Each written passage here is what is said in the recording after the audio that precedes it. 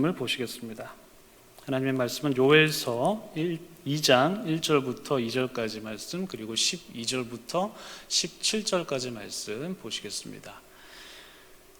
구약성경 1271쪽 어간에 있는 요엘서 2장 1절부터 2절까지 말씀, 그리고 12절부터 17절까지 말씀인데요, 1절과 2절은 제가 봉독하고요, 12절부터 17절까지 말씀은 저와 여러분이 한 절씩 교독하시겠습니다. 시온에서 나팔을 불며 나의 거룩한 산에서 경고의 소리를 질러 이 땅 주민들로 다 떨게 할지니 이는 여호와의 날이 이르게 됨이니라. 이제 임박하였으니 곧 어둡고 캄캄한 날이요 짙은 구름이 덮인 날이라. 새벽빛이 산 꼭대기에 덮인 것과 같으니 이는 많고 강한 백성이 이르렀음이라. 이와 같은 것이 옛날에도 없었고 이후에도 대대로 없으리로다. 12절부터 17절까지인데요, 저와 여러분이 한 절씩 교독하시겠습니다. 여호와의 말씀에 너희는 이제라도 금식하고 울며 애통하고 마음을 다하여 내게로 돌아오라 하셨나니 너희는 옷을 찢지 말고 마음을 찢고 너희 하나님 여호와께로 돌아올지어다. 그는 은혜로우시며 자비로우시며 노하기를 더디하시며 인애가 크시사 뜻을 돌이켜 재앙을 내리지 아니하시나니 주께서 혹시 마음과 뜻을 돌이키시고 그 뒤에 복을 내리사 너희 하나님 여호와께 소제와 전제를 드리게 하지 아니하실는지 누가 알겠느냐. 너희는 시온에서 나팔을 불며 거룩한 금식일을 정하고 성회를 소집하라. 백성을 모아 그 모임을 거룩하게 하고 장로들을 모으며 어린이와 젖 먹는 자를 모으며 신랑을 그 방에서 나오게 하며 신부도 그 방에서 나오게 하고 여호와를 섬기는 제사장들은 낭실과 제단 사이에서 울며 이르기를 여호와여 주의 백성을 불쌍히 여기소서. 주의 기업을 욕되게 하여 나라들로 그들을 관할하지 못하게 하옵소서. 어찌하여 이방인으로 그들의 하나님이 어디 있느냐 말하게 하겠나이까 할지어다. 아멘. 네, 참 좋으신 우리 주님의 크신 은총이 우리 토론토 한인장로교회 모든 분들에게 오늘도 함께 하시기를 주님의 이름으로 축복합니다. 오늘은 제2의 수요일입니다. 오늘 제2의 수요일을 시작으로 우리는 주일을 뺀 한 40일간 이제 사순절을 보내게 됩니다. 이 사순절 기간에 우리가 주님의 고난과 그리고 십자가 그 보혈의 희생을 깊이 묵상하시는 여러분들 다 되시기를 바랍니다. 이 제 수요일은 영어로 Ash Wednesday입니다. 그래서 이 제 수요일에는 종려나무 가지를 태운 그 재를 이마에 바르면서 성호를 긋고 죄를 고백합니다. 이것을 이제 제의 의식이다라고 하는데요, 이 제의 의식은 384년 로마에 있었던 그 전례인데, 사순절은 이 제의 의식을 시작으로 해서 예수님께서 40일 동안 광야에서 금식하신 것을 이제 기념하기 위해서 이제 주일부터 시작을 했다고 합니다. 그런데 이제 서방 교회에는 이 주일에는 금식을 하지 않기 때문에 사순절에 이제 주일을 빼면 36일밖에 되지 않아서 이제 40일을 맞추기 위해서 이제 주일을 뺀 40일을 맞추다 보니까 이제 수요일부터 이제 사순절이 시작이 되었다고 합니다. 이렇게 사순절이 시작되는 제 수요일을 우리가 기념을 하게 되는데, 이 사순절 첫날을 이제 제라는 은유를 사용하는 이유는 인간의 존재가 마치 이제 제와 같기 때문입니다. 창세기 3장 19절에는 인간은 흙에서 왔으니 흙으로 돌아가야 된다라는 이제 그런 구절이 있는데, 이 흙을 원어로 이제 아파르라고 하는데 이제 티끌 혹은 먼지로 번역이 됩니다. 그래서 인간은 티끌, 먼지에서 비롯되었으니 다시 티끌로 돌아간다, 다시 먼지로 돌아가게 된다라는 의미가 이제 이 제에 담겨 있는 것입니다. 이렇게 인간의 존재가 티끌과 같다라는 것을 고백하는 것이 이 재의 수요일의 의미인데요. 재는 이러한 인간의 한계성을 고백하는 것으로만 그치는 것이 아니라 이제 재는 나의 죄를 하나님께 회개한다라는 그런 의미도 담겨 있습니다. 성경의 기록을 보시면 재는 하나님께 회개하는 그런 은유로 종종 쓰이는데, 참고로 욥기 42장 6절에서는 욥이 재와 티끌 가운데에서 회개한다라는 그런 표현을 하고 있고요. 또 예수님께서도 마태복음 11장 21절에서 베옷을 입고 재에 앉아서 회개한다라는 그런 말씀을 하십니다. 이런 구절을 미루어 봐서 이 재는 하나님께 회개하는 은유가 담겨 있다라고 그렇게 보실 수 있습니다. 따라서 이 재의 수요일이라는 의미는 사람의 존재는 티끌과 같다라는 의미가 담겨 있고, 그리고 또 동시에 하나님 앞에서 인간이 지은 죄를 회개한다라는 그런 의미가 담겨져 있습니다. 그래서 오늘은 이 재의 수요일을 맞이해서 성서 정과에 나와 있는 요엘서 2장 말씀을 여러분들과 좀 함께 나누어 보고자 합니다. 참고로 성서 정과는 이제 얼마 전에 신한준 목사님께서 말씀해 주신 것처럼 칼럼이었나요? 그 개신교나 가톨릭이나 그리고 정교회가 이제 절기에 따라서 공동으로 사용하는 그 데일리 성경 구절이 바로 이 성서 정과입니다. 우리가 그 사도신경을 통해서 거룩한 공교회를 믿는다, 이런 고백을 했는데요. 예수 그리스도를 머리로 하는 그런 교회의 전통에 따라서 오늘은 제 수요일 성서 본문 중에 하나인 이 요엘서를 통해서 우리에게 향하신 하나님의 뜻을 한번 되새겨보는 그런 시간을 갖도록 하겠습니다. 먼저 요엘서를 나누기 전에 간단하게 이 요엘서의 배경에 대해서 좀 말씀을 드리면요. 요엘서는 언제 쓰였는지, 그리고 어디를 대상으로 쓰였는지, 남유다인지 북이스라엘인지 어느 시기인지 이것이 정확하게 언제인지 알 수가 없습니다. 그 대상도 정확하게 알 수 없는데, 그렇지만 하나님의 백성인 이스라엘 백성들을 향해서 기록한 말씀이다 라는 것은 이제 분명하고요. 그리고 이스라엘의 재해가 닥쳤을 때 이스라엘을 향한 하나님의 그 심판의 메시지가 바로 이 요엘서에 담겨 있다라고 보실 수가 있습니다.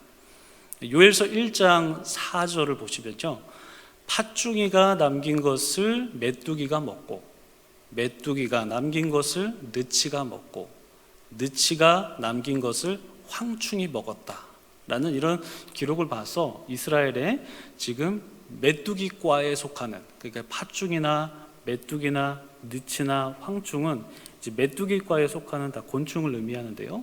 이 메뚜기과에 의한 곤충으로 의한 이 자연 재해가 벌어진 것을 이제 알 수 있다라는 것이죠. 마치 애굽에 메뚜기 재앙이 내린 것처럼 지금 이스라엘에 그러한 재앙이 내렸다라는 것입니다.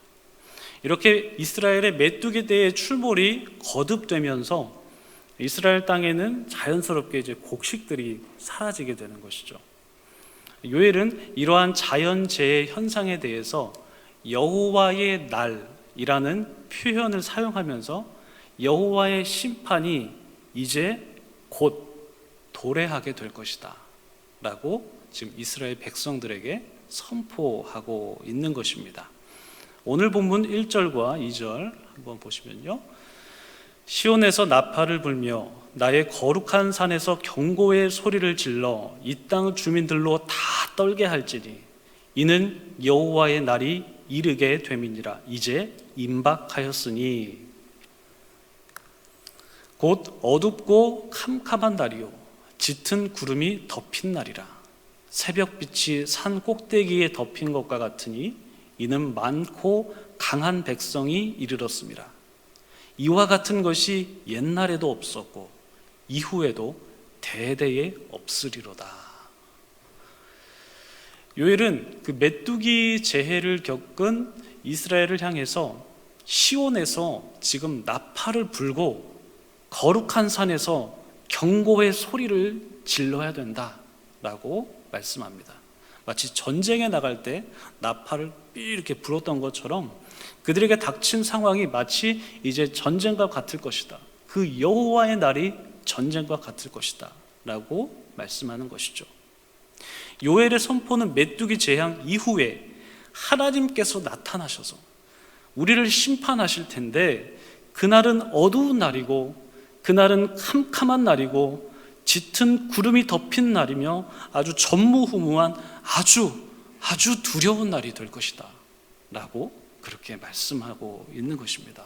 그 재앙의 정도가 어느 정도냐면, 오늘 본문에 우리가 실지는 않았지만 3절 이하를 보시면 그날의 두려움에 대해서 여러 가지 은유로 표현되어 있습니다. 불이 그들을 사르는 것과 같고, 에덴 동산이 황폐한 들처럼 되는 것과 같고, 우리를 치러 오는 자들이 말처럼 기병처럼 용사같이 우리에게 달려들 텐데, 그때 무리의 낯빛이 하얘지고 백성들이 질리게 될 정도까지라고 그렇게 표현하고 있습니다. 그 여호와의 날이, 그 심판의 날이 얼마나 무시무시한지를 요엘은 여러 가지 은유를 통해서 지금 말씀하고 있습니다. 이제 저도 요엘처럼 무시무시한 현상을 꿈을 통해서 한번 본 적이 있는데요. 제가 어릴 때 꾼 꿈인데, 이제 그 꿈에서 보인 현상이 얼마나 무서웠는지 아직도 그 꿈이 저는 좀 생생하게 기억하고 있을 정도입니다. 그 꿈의 내용이 궁금하시죠? 무슨 내용이냐면, 어느 날 저희 집에 연탄을 든 귀신이 찾아와서 저희 집에 막 연탄을 막 던지면서 집을 불태우고 있는 그런 꿈이었는데, 어린 마음에 정말 놀라고 두려웠던 마음이었습니다. 물론 제가 꾼 꿈은 개꿈이죠. 이러한 개꿈도 이런 두려운 마음을 갖게 하는데, 하물며 요엘이 뭐 꿈을 꾼 건 아니고 환상을 본 것은 아니었지만, 칼을 둔 군사들과 병거들, 그리고 여호와 하나님의 호령에 따라서 이스라엘을 짓밟고 그들에게 불로 공격하고 그들의 땅을 황폐하게 하는 그 모습, 그것을 보았다면 얼마나 두려웠을까요? 그래서 요엘은 이러한 모습들이 여호와의 날에 임하는 심판의 모습이라는 것을 깨닫고 백성들을 향해서 회개하라 촉구하고 있는 것입니다. 한번 상황을 좀 정리를 해볼까요? 이스라엘 땅에 메뚜기 떼가 거듭 겹치게 이제 되었습니다. 그래서 곡식이 부족한 경제적 궁핍 현상이 나타나게 되었고, 요엘은 이러한 일이 여호와의 날이 곧 도래할 것이라는 그런 징조로 받아들이면서 이스라엘 백성들에게 여호와의 날의 엄중함에 대해서 선포했습니다. 그리고 요엘은 단순히 여호와의 날의 무시무시함, 그 두려운 날만 전하는 것이 아니라 그 날이 도래하기 전에, 여호와의 심판의 날이 도래하기 전에 이스라엘 백성들에게 회개를 촉구하고 있는 것입니다. 오늘 보면 12절과 13절 말씀 한번 보실까요? 여호와의 말씀에 이제는 너희는 이제라도 금식하고 울며 애통하고 마음을 다하여 내게로 돌아오라 하셨나니, 너희는 옷을 찢지 말고 마음을 찢고 너희 하나님 여호와께로 돌아올지어다. 그는 은혜로우시며 자비로우시며 노하기를 더디하시며 인애가 크시사 뜻을 돌이켜 재앙을 내리지 아니하시나니, 주께서 혹시 마음과 뜻을 돌이키시고 그 뒤에 복을 내리사 너희 하나님 여호와께 소제와 전제를 드리게 하지 아니하실는지 누가 알겠느냐. 혹시 여호와 하나님께서 너희를 향한 심판을 돌이킬 수 있으니 회개하라 라고 말씀하고 있는 것입니다. 요엘은 1절부터 11절까지 그 여호와의 날에 대한 엄중한 선포를 한 뒤에 방금 우리가 읽은 12절부터 14절까지 백성들에게 회개를 촉구하죠. 너희는 이제라도 금식해라. 울며 애통해라. 마음을 다해라. 이렇게 자신의 몸을 스스로 괴롭게 하고 마음을 괴롭게 하면서 온 정성을 다해서 하나님께 돌이켜야 된다라고 강권하고 있습니다. 여러분, 하나님께 돌이키라라는 이 명령은요, 이미 이스라엘 백성들이 하나님을 떠나서 다른 곳을 향하고 있다라는 것을 전제하는 말입니다. 돌이키라는 말은 이미 그들이 떠났거나 하나님을 등지고 있다는 것을 의미한다는 것이죠. 마치 탕자가 아버지를 떠나서 집을 나가서 허랑방탕하게 살다가 다시 집으로 돌아오는 것처럼 하나님께 돌이키라라는 이 말은 지금 너희가 여호와 하나님께 떠나 있는데 얼른 여호와께 너희의 존재를 돌이켜야 된다라고 지금 요엘은 아주 강하게 강권하고 있는 것입니다. 너희의 존재를 하나님께 돌이키는 데 있어서 너희가 해야 할 것이 무엇이냐면 너희의 마음을 찢어야 된다. 이렇게 강권하는 것입니다. 너희는 너희의 옷을 찢지 말고 너희의 마음을 찢어야 된다. 너희가 진심으로 여호와 앞에 회개하고 자복해야 한다라는 것을 요엘은 아주 힘주어서 말하고 있는 것입니다. 이스라엘 백성들이 어떤 죄를 지었을까요, 여러분? 오늘 본문에서는 확인할 수 없습니다. 이스라엘 백성이 어떤 죄를 지었는지 그 죄는 기록하고 있지 않습니다만, 그러나 그들은 분명히 하나님께 떠나 있습니다. 그러니까 요엘은 돌이키라고 말씀하고 있는 것이죠. 돌아오라고 말씀하고 있는 것입니다. 요엘이 한 선포 중에서 마음을 찢으라는 것, 그리고 금식하라는 것, 울고 애통하라는 것, 마음을 다하라는 말, 이 말이 지금 돌이킨다라는 말을 지금 다 수식하고 있습니다. 마음을 찢고 돌이키고, 금식하고 돌이키고, 이 돌이킨다라는 말을 지금 요엘이 계속해서 강조하고 있는 것을 볼 때 이스라엘 백성들이 멀리 떠나 있구나, 하나님을 떠나 있구나라는 것을 우리는 확인해 볼 수 있습니다. 그래서 우리는 바로 이 돌이킨다라는 것에 좀 집중을 해보고자 하는데요. 여러분, 좀 전에도 말씀드렸다시피 이 돌이키다라는 명령은 이미 떠났다는 것을 이제 전제하고 있는 것인데, 하나님을 떠나서 하나님께 등을 돌리면서 지금 다른 것을 향해서 가고 있다라는 것을 의미하고 있는 것입니다. 하나님을 바라보는 것도 아니고, 하나님과 같은 방향을 바라보고 있는 것도 아니고, 그래서 하나님과 동행하는 것도 아니라 아예 하나님과 등지면서 다른 길로 걸어가고 있다라는 것이죠. 이것이 바로 하나님을 떠나는 사람들의 모습인데, 이것은 마치 하나님에 대한 사랑, 하나님께서 원하시는 그런 사랑을 잃어버린 것과 같습니다.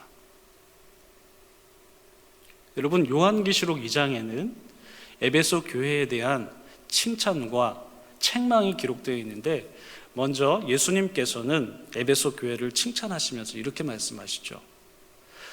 내가 내 행위와 수고와 내 인내를 알고 또 악한 자들을 용납하지 아니한 것과 자칭 사도라 하되 아닌 자들을 시험하며 그의 거짓된 것을 내가 드러낸 것과 또 내가 참고 내 이름을 위하여 견디고 게으르지 아니한 것을 내가 안다.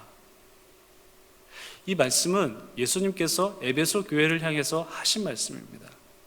그들은 예수님을 위해서 여러 수고를 했고 또 참았고 악한 자들을 용납하지 않았습니다.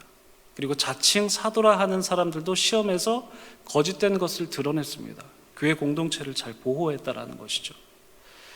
이 에베소 교회는 많은 사람들이 왔었는데요, 그럴 수밖에 없는 이유는 지역적 특성이 좀 있었습니다. 에베소는 항구 도시였기 때문에 다양한 사람들이 교류하는 곳이어서 다양한 문화가 공존하는 곳이기도 했고, 또 다양한 출신의 사람들이 공존했다라는 곳이죠. 따라서 에베소 교회 안에는 다양한 사람들이 있을 수밖에 없는 그런 환경이었는데, 이것은 단순하게 그냥 교회 안에 다양한 문화권이 있구나, 그리고 많은 사람들이 속했구나 라는 것뿐만 아니라 잘못된 신앙을 소유한 사람들, 다른 지역에 비해서 에베소에는 비교적 많았을 수 있다라는 그런 개연성을 의미하고, 또한 자칭 사도라고 여기면서 사람들을 규합하는 세력들도 있었다는 개연성도 있다라는 것을 의미하기도 합니다. 다행스럽게도 에베소 교인들은 이렇게 악한 사람들을 용납하지 않았고, 또한 자칭 사도로 부르는 사람들을 시험하면서 그들을 교회 안에 들어오지 못하게 했습니다. 그래서 교회 안에 신도들이 신앙적으로 위협받지 않고 잘 성장할 수 있도록 교인들의 어떤 신앙 성장을 위한, 보호를 위한 그런 기틀을 잘 마련했습니다. 그리고 이러한 일을 하면서 교인들이 여러 가지 많은 수고와 헌신을 한 것으로 보입니다. 그런데 그들에게 문제가 하나 있었죠. 그들의 문제점은 바로 다음 구절에 기록되어 있는데, 요한계시록 2장 4절 5절입니다. 그러나 너를 책망할 것이 있나니 너의 처음 사랑을 버렸느니라. 그러므로 어디서 떨어졌는지를 생각하고 회개하여 처음 행위를 가지라. 만일 그리하지 아니하고 회개하지 아니하면 내가 내게 가서 내 촛대를 그 자리에서 옮기리라. 이렇게 말씀하십니다. 그러니까 에베소 교인들의 문제점은 처음 사랑을 버렸다는 것입니다. 교회를 위해서 헌신했습니다. 그리고 악한 사람들을 쫓아냈습니다. 자칭 사도라고 하는 사람, 그 거짓된 것을 드러냈습니다. 잘했습니다. 교회를 위해서 헌신한 거 잘했습니다. 그러나 그들의 문제점은 처음 사랑을 버렸다는 것이죠. 이 처음 사랑을 버렸다는 것은 일반적으로 하나님께 대한 열망과 열심을 잃어버렸다고 많이 해석이 되어 왔습니다. 물론 맞죠.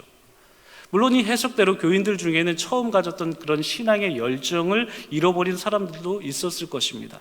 그런데 어떤 학자들은 이 해석이 아닌 좀 다른 해석들을 하는데, 이 첫사랑을 잃어버렸다는 것은 교인들의 어떤 신앙의 열정을 잃어버렸을 수도 있지만, 교인들이 보다 더 중요한 본질적인 것을 놓쳤다라는 것으로 해석하기도 합니다.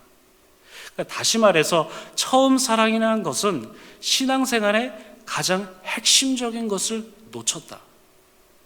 놓쳤다라고 그렇게 말씀드릴 수 있습니다. 조금 더 구체적으로 말씀드리자면, 그들이 교회를 지키기 위해서 악한 사람들을 용납하지 않기도 했고, 자칭 사도라 하는 자를 쫓아내기도 했고, 또한 교회를 위해서 열심히 사역하고 수고했지만, 정작 그들이 형제 사랑이라는 신앙생활의 어떤 그런 핵심, 하나님 사랑이라는 그 신앙생활의 핵심을 놓쳐버렸다라는 것입니다.